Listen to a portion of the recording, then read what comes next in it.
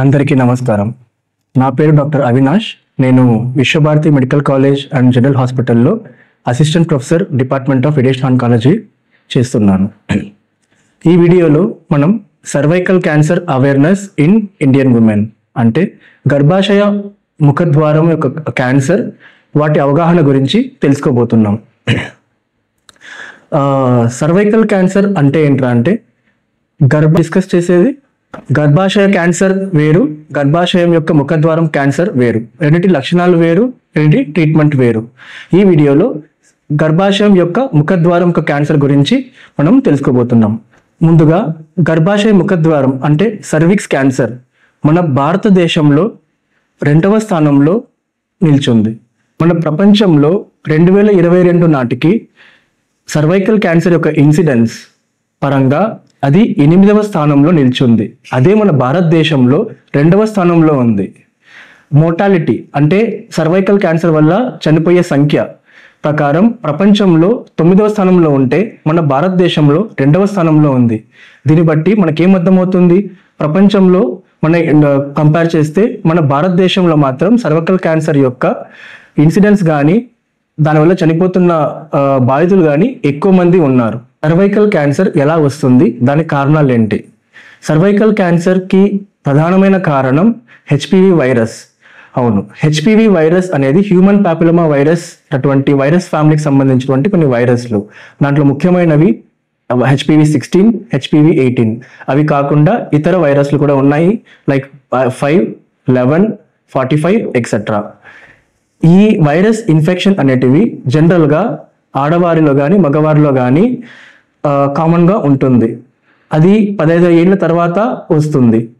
And ఆ infection వచ్చిన తర్వాత నార్మల్గా మన బాడీ ఇమ్యూనిటీ ఆ ఇన్ఫెక్షన్ని తొలగించేస్తుంది. మన బాడీ ఇమ్యూనిటీ కొంతమందిలో అంటే వైరస్ సోకినటువంటి ఒక 100 మందిలో కేవలం ఒక 10% మాత్రం ఆ వైరస్ ఇన్ఫెక్షన్ అనేది అలాగే ఉండిపోతుంది. ఆ పర్సిస్టెంట్ ఇన్ఫెక్షన్ అనేది కొన్ని ఏళ్ల తరబడి ఉండడం వలన ఆ ఇన్ఫెక్షన్ కాస్త క్యాన్సర్కి దారితీస్తుంది. HPV వైరస్ వల్ల వస్తుందని తెలుసు, కానీ కొన్ని రిస్క్ ఫ్యాక్టర్స్ ఉన్నాయి. ఆ రిస్క్ ఫ్యాక్టర్స్ వలన ఎవరిలో మనకు ఎక్కువ వచ్చే అవకాశం ఉంటుంది అని. సో దాంట్లో మొదటిగా early age of sexual exposure అంటే ఎంత తక్కువ ఏజ్లో సెక్షువల్ ఎక్స్పోజర్ ఉందో అంత increased chance of risk for exposure to HPV virus ఉంటుంది. రెండోది మల్టీపారిటీ, ఎక్కువ కాన్పులు కలిగినటువంటి ఒక మహిళ. తర్వాత మూడవది సెక్షువలీ ట్రాన్స్మిటెడ్ డిసీజెస్, లైంగికానికి సంబంధించినటువంటి కొన్ని వ్యాధులు. అండ్ నాలుగవది HIV virus, HIV infection. So ఈ చెప్పినటువంటి లక్షణాలు ఉన్న వారిలో ఎక్కువ హెచ్పివి ఇన్ఫెక్షన్కి అవుతే అవకాశం ఉంటుంది. అలాగే హెచ్పివి ఇన్ఫెక్షన్ సర్వైకల్ క్యాన్సర్కి దారితీసే అవకాశం ఉంటుంది. తర్వాత వీటి లక్షణాలు ఎలా ఉంటాయి? సర్వైకల్ క్యాన్సర్ ప్రారంభ దశలో లక్షణాలు అతి తక్కువ ఉండడం కానీ లేదా ఏ లక్షణాలు లేకపోవడం కానీ ఉంటుంది. అది ట్యూమర్ పెరిగే కొద్దీ లక్షణాలు అనేది ఇలా ఉండొచ్చు. మొదటి లక్షణం పోస్ట్ కాయిటల్ బ్లీడింగ్ అంటే సంభోగం తర్వాత కలిగేటటువంటి రక్తస్రావం. రెండవది పోస్ట్ మినోపాసల్ బ్లీడింగ్ అంటే ఋతుచక్రాలు ఆగిపోయిన తర్వాత కలిగేటటువంటి రక్తస్రావం. మూడవది ఇంటర్ మెన్స్ట్రువల్ బ్లీడింగ్, ఋతుచక్రాల మధ్యలో పీరియడ్స్కి మధ్యలో కలిగేటటువంటి రక్తస్రావం. ఇవి 3 మోస్ట్లీ సర్వైకల్ క్యాన్సర్ యొక్క లక్షణాలు అయి ఉండొచ్చు. నాలుగవది యోని నుండి తెల్ల స్రావం రావడం, అధికంగా తెల్ల స్రావం రావడం, వైట్ డిశ్చార్జ్ అంటారు. ఐదవది కింద పొట్ట నొప్పి, ఏ మందులు వాడినా కింద పొట్ట తగ్గకుండా ఉండడం, పై లక్షణాలతో పాటు ఈ కింద కడుపు నొప్పి ఉండడం అనేటిది సర్వైకల్ క్యాన్సర్ యొక్క లక్షణం.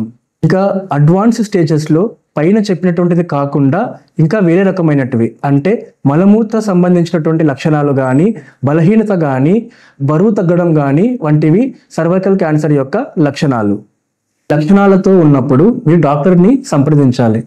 ఒక డాక్టర్ని సంప్రదించిన తర్వాత దీంట్లో కొన్ని పరీక్షలు చేస్తారు. అందులో ముఖ్యమైన పరీక్ష బయాప్సీ అంటే ముఖ పరీక్ష అంటారు. దాంట్లో ఒక ముక్క ఏదైతే గడ్డ ఉందో చెక్ చేసిన తర్వాత ఆ గడ్డని ఒక ముక్క తీసి పరీక్షకు పంపించి దాంట్లో రుజువు చేస్తారు ఇది క్యాన్సర్ ఉందా లేదా, ఏ రకమైన క్యాన్సర్ అటువంటిది దాంట్లో రుజువు అవుతుంది. వన్స్ క్యాన్సర్ నిర్ధారణ అయిన తర్వాత కొన్ని టెస్టులు చేస్తారు. అవి రక్త పరీక్షలు, CT scan, MRI scan, chest X-ray ఇలాంటివి చేసి ఏ స్టేజ్లో ఉందో కనుక్కుంటారు. ఈ పరీక్షలు అయిన తర్వాత స్టేజ్ నిర్ధారణ జరుగుతుంది. సో సర్విక్స్ క్యాన్సర్లో మొత్తం 4 స్టేజీలు ఉంటాయి. స్టేజ్ 1, 2, 3, 4. స్టేజ్ 1కి జనరల్గా సర్జరీ చేస్తారు. సర్జరీలో భాగంగా మొత్తం గర్భాశయ ముఖద్వారం, క్యాన్సర్ గడ్డ, వీటితో పాటు పక్కనటువంటి లింఫ్ నోడ్స్ని తీయడం జరుగుతుంది. మళ్ళీ ఆ సర్జరీలో ఇచ్చినటువంటి ఆ రిపోర్ట్ల ప్రకారం ఫర్దర్గా రేడియేషన్ థెరపీ ఇవ్వాలా వద్దా అని డిసైడ్ చేయడం జరుగుతుంది. 2, స్టేజ్ 3, స్టేజ్ 4 వీటిలో మాత్రం ట్రీట్మెంట్ రేడియేషన్ థెరపీ మరియు కీమోథెరపీ వీటితోనే ట్రీట్మెంట్ చేయడం జరుగుతుంది. ఎంత ఎర్లీ స్టేజ్ ఉంటే దాన్ని పూర్తిగా నయమయ్యే అవకాశాలు ఎక్కువ ఉంటుంది. ఎంత అడ్వాన్స్ స్టేజ్ ఉంటే అంత పూర్తిగా నయమయ్యే అవకాశాలు తక్కువ ఉంటుంది. ఈ సర్వైకల్ క్యాన్సర్ రాకుండా నివారణ లేదా? నివారణ ఉంది. దాన్ని చెప్పడానికన్నా ముందు ఏదైనా సరే క్యాన్సర్ కానీ ఇంకేదైనా జబ్బు కానీ 3 రకాల కేర్లు ఉంటాయి. Primary care, secondary care, tertiary care. Primary care అంటే జబ్బు రాకముందే కొన్ని ప్రికాషన్స్ తీసుకొని దాన్ని స్టాప్ చేయొచ్చు, రాకుండా ఆపచ్చు. అదే ఎగ్జాంపుల్ వ్యాక్సినేషన్. సర్వైకల్ క్యాన్సర్ రాకుండా నివారించడానికి వ్యాక్సిన్ ఉందా? ఉంది. అవును. వ్యాక్సిన్ ద్వారా మనం సర్వైకల్ క్యాన్సర్ రాకుండా ఆపవచ్చు. ప్రపంచంలోని కొన్ని దేశాలలో లైక్ అమెరికా కానీ, ఆస్ట్రేలియా కానీ, యూరోప్లో కానీ వ్యాక్సినేషన్ చేయడం వలన సర్వైకల్ క్యాన్సర్ యొక్క ఇన్సిడెన్స్ని చాలా మట్లు తగ్గించగలిగాయి. సో హెచ్పివి వ్యాక్సిన్ అనేటువంటిది హెచ్పివి ఇన్ఫెక్షన్ నుండి ఒకరిని కాపాడుతుంది, ఒక మహిళని కానీ అబ్బాయిని కానీ కాపాడుతుంది. సో ఏజ్ ఫర్ వ్యాక్సినేషన్ 9 ఏళ్ల నుంచి 14 ఏళ్ల లోపు వ్యాక్సిన్ ఇవ్వడం వలన వారికి హెచ్పివి ఇన్ఫెక్షన్ నుండి మనం బెస్ట్ పాసిబుల్ విధానంతో మనము ప్రివెంట్ చేయవచ్చు. 17 ఏళ్ల నుంచి 25 ఏళ్ల వరకు కూడా వ్యాక్సిన్ ఇవ్వచ్చు, కానీ వాటితో పోలిస్తే ఇవి కొంచెం తక్కువ ఎఫికసీ కలిగి ఉంటుంది. 26 నుంచి 45 ఏళ్ల లోపు కూడా వ్యాక్సిన్ ఇవ్వచ్చు, కానీ వీటిల్లో చాలా వరకు తక్కువ ఎఫికసీ ఉంటుంది. ఎందుకంటే ఆల్రెడీ ఎక్స్పోజర్ జరిగిపోయి ఉంటుంది కాబట్టి వీళ్ళలో అంత ప్రభావం లేకపోవచ్చు. హెచ్పివి వ్యాక్సిన్కి అర్హులు ఎవరు? అబ్బాయిలు, అమ్మాయిలు 9 ఏళ్ల నుంచి 14 ఏళ్ల లోపల అర్హులు. వాళ్ళకి 2 డోసులు సరిపోతుంది. 15 ఏళ్ల నుంచి 25 ఏళ్ల వరకు అమ్మాయిలకి, అబ్బాయిలకి 3 డోసులు సరిపోతుంది. అదే 26 ఇయర్స్ తర్వాత, 26 ఏళ్ల తర్వాత 45 ఏళ్ల లోపల ఎక్స్పర్ట్ ఒపీనియన్ మీద వ్యాక్సిన్ ఇవ్వాలా వద్దా అని డిసైడ్ చేయవచ్చు. గమనిక, వ్యాక్సిన్ ఇచ్చినంత మాత్రాన అదొకటే సరిపోదు. దాంతోపాటు సర్వైకల్ క్యాన్సర్ స్క్రీనింగ్ పద్ధతులు కూడా ఖచ్చితంగా తీసుకోవాలి. అప్పుడే 2 కలిపితే దాని యొక్క పనితనం, బెనిఫిట్ ఆ మహిళకు ఎక్కువ ఉంటుంది. సెకండరీ కేర్ అంటే స్క్రీనింగ్ ఆర్ ఎర్లీ డయాగ్నోసిస్. ఇంతకు ముందే చెప్పుకున్నాము, ఎర్లీ స్టేజెస్లో సర్వైకల్ క్యాన్సర్ యొక్క ట్రీట్మెంట్ వలన బెనిఫిట్ చాలా ఉంటుంది, నయమయ్యే అవకాశాలు ఎక్కువ ఉంటుంది అని. మళ్ళీ ఎర్లీ స్టేజ్లోనే మనం కనుక్కోవడం ఎలా? అదే secondary care, by using screening techniques. 2 రకాల పద్ధతులతో స్క్రీనింగ్ చేయొచ్చు. ఒకటి ప్యాప్స్మియర్ అనేది మీ గైనకాలజిస్ట్ చేస్తారు. ప్యాప్స్మియర్ అనేది 21 ఏళ్ళ తర్వాత నుంచి స్క్రీనింగ్లో స్టార్ట్ చేసుకోవచ్చు. ప్రతి 3 సంవత్సరాలకు ఒకసారి ప్యాప్స్మియర్ అనేది చేసుకోవాలి. అండ్ 65 ఏళ్ళ వరకు, 65 ఏళ్ళ వరకు మనం ప్యాప్స్మియర్ అనేది చేసుకోవచ్చు. రెండవ టెక్నిక్ హెచ్పివి టెస్టింగ్.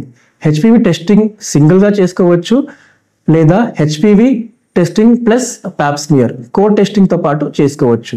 ఒకవేళ హెచ్పివి ప్లస్ ప్యాప్స్మియర్ కో టెస్టింగ్ అయితే 21 నుంచి 30 సంవత్సరాల వరకు ఓన్లీ ప్యాప్స్మియర్ 3 ఇయర్లీ చేసుకోవాలి. తర్వాత నుంచి హెచ్పివి టెస్టింగ్ ప్లస్ ప్యాప్స్మియర్ 5 ఏళ్ళకి ఒకసారి చేసుకోవాలి. 65 ఇయర్స్ వరకు మనం చేసుకోవచ్చు. 65 ఇయర్స్ తర్వాత ఏమి ఇబ్బందులు లేకపోతే, అంటే క్యాన్సర్ సంబంధించిన లక్షణాలు ఏమీ లేదు అంటే తర్వాత ఆపేయవచ్చు. తర్వాత క్యాన్సర్ కాకుండా ఇంకేదా కారణాల వల్ల గర్భసంచి ఆపరేషన్ జరిగి గర్భసంచి తీసేయడం జరిగిందంటే ఆ పేషెంట్లు స్క్రీనింగ్ అవసరం లేదు. సో సర్వైకల్ క్యాన్సర్ అవేర్నెస్ గురించి పూర్తిగా ఎక్స్ప్లెయిన్ చేయడం జరిగింది. కొన్ని ముఖ్య గమనికలు. 1. మన భారతదేశంలో మాత్రమే సర్వైకల్ క్యాన్సర్ యొక్క ఇన్సిడెన్స్ చాలా ఎక్కువ ఉంది. దీనిని మనం మహిళల్లో అవగాహన పెంచడం ద్వారా తగ్గించే అవకాశం ఉంటుంది. అలాగే అడ్వాన్స్ స్టేజ్లో కాకుండా ఎర్లీ స్టేజ్లో ప్రజెంట్ అయ్యే అవకాశం ఉంటుంది. రెండవది 9 నుంచి 14 సంవత్సరాల లోపల ఉన్నటువంటి బాలులు మరియు బాలికలకు హెచ్పివి వ్యాక్సినేషన్ కరెక్ట్ పద్ధతి ద్వారా ఇవ్వడం వలన సర్వైకల్ క్యాన్సర్ యొక్క ఇన్సిడెన్స్ ని మనం భారీగా తగ్గించవచ్చు. మన WHO ప్రకారం 2070 నాటికి మనం సర్వైకల్ క్యాన్సర్ ని ఎలిమినేట్ చేయొచ్చు. మూడవది, మన భారతదేశంలో ప్రస్తుతం 2% మాత్రమే స్క్రీనింగ్ జరుగుతుంది. దాన్ని మనం విస్తృతంగా పెంచగలిగితే సర్వైకల్ క్యాన్సర్ ని ఎర్లీ స్టేజ్లోనే గుర్తించి దాన్ని పూర్తిగా నయం చేసే అవకాశం ఉంటుంది. నాలుగవది, సర్వైకల్ క్యాన్సర్ లక్షణాలు పై చెప్పినటువంటి లక్షణాలు ఉన్నప్పుడు వెంటనే ఎక్స్పర్ట్ ఆన్కాలజిస్ట్ని కలిసి ఒపీనియన్ తీసుకొని దానిని ఇన్వెస్టిగేట్ చేసి తెలుసుకోవడం, దాన్ని ట్రీట్మెంట్ చేసుకోవడం మంచిది. మన Viswabharathi medical college and general హాస్పిటల్లో సర్వైకల్ క్యాన్సర్కి సంబంధించినటువంటి టీకా హెచ్పివి వ్యాక్సినేషన్ అనేది రెగ్యులర్గా జరుగుతుంది. సో పేరెంట్స్ కానీ లేకుంటే ఇంకెవరైనా యంగ్ అడలసెంట్స్ కానీ ఎలిజిబుల్ అయిన పర్సన్స్ వచ్చి కలిసి టీకాలు వేయించుకోవచ్చు. రెండవది, స్క్రీనింగ్ కూడా ఇక్కడ జరుగుతుంది. ప్యాప్స్మియర్ అండ్ హెచ్పివి టెస్టింగ్ రెండు ఇక్కడ జరుగుతుంది. సో 21 ఏళ్ళ తర్వాత పైబడిన మహిళలు వచ్చి స్క్రీనింగ్ అనేది చేసుకోవచ్చు. మూడవది, సర్వైకల్ క్యాన్సర్ లక్షణాలు మీకు ఏమైనా కనిపిస్తుంటే విశ్వభారతి హాస్పిటల్కి వచ్చి కనబడి పరీక్షలు చేసి రుజువు చేసుకొని దాని ట్రీట్మెంట్ పొందవచ్చు.